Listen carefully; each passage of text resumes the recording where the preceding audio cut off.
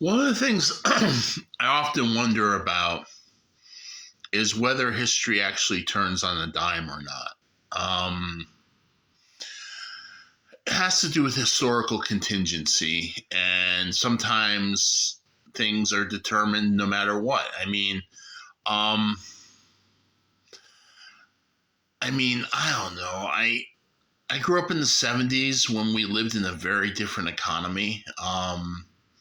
When there was still the remnants of the social democratic compromise of the post-war period, and I watched as it decayed under Reagan.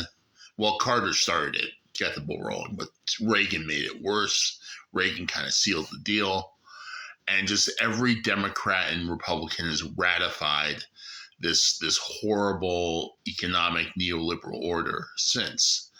And I sometimes wonder how much of history is contingent. I kind of think I can kind of see that capitalism was going to do its thing. There was going to be a capital strike by wealthy investors in the late '70s due to stagflation, but the response, what we got out of it, was that predetermined? Was that going to happen no matter who got elected in 1980? I don't know.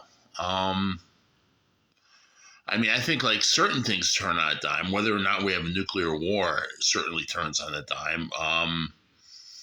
Some hothead somewhere could end everything, so that certainly turns on a dime. But things like economic forces and the general decay of late stage capitalism, that feels more determined.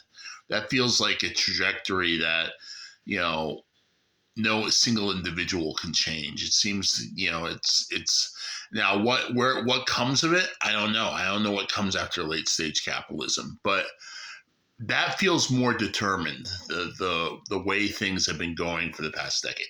But then again, you know, on we had the Montreal Protocol on chlorofluorocarbons, and we're able to ban those. However, we have not been able to do anything against fossil fuel industry. Now, I would argue that chlorofluorocarbons or refrigerants in aerosol cans was not as central to industrial economies as fossil fuels are.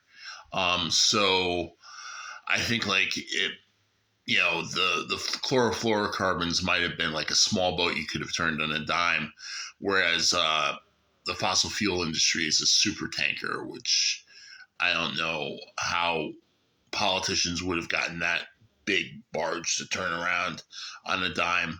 Anyway, fossil fuels have obviously bought the public using the same strategies as the cigarette companies to obfuscate and deny and delay and just do everything they can. And I don't know if the climate train could have been a different story. We had our chance in the late '70s and early '80s to turn things around in a lot of ways. But I don't know how much this is all determined by markets and capitalism, and how much of this would individuals make a difference on. I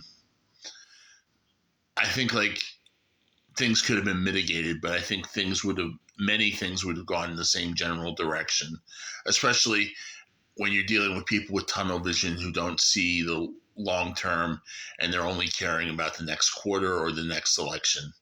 So, yeah, I kind of think that these glacial forces moving across the landscape probably determine a lot. Now, things can still turn on a dime.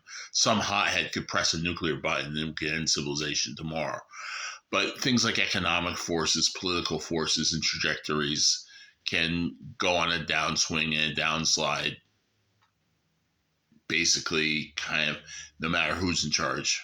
But I don't know. I know it sounds pessimistic, but who knows? I mean, maybe you can't turn around a dime, but maybe you can turn it around on like a football field. It'd be nice. All right. Anyway, peace out.